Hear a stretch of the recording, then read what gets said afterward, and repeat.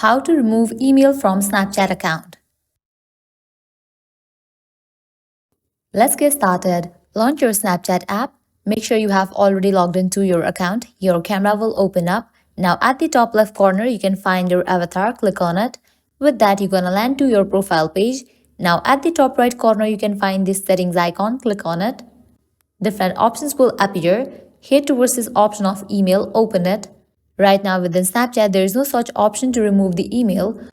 But what you can do is you can remove your old email address and add a new email address to your account. For that, you can just remove your old email in this way. Now you can type in new email address and then click on the option of continue. If you want to let others find you by using your email address, you can toggle on for this option. So this was all for this video. I hope now you guys are clear if you can remove email from Snapchat account or not. At the end, if you guys find this video helpful, don't forget to like, share and subscribe to our channel. Thank you.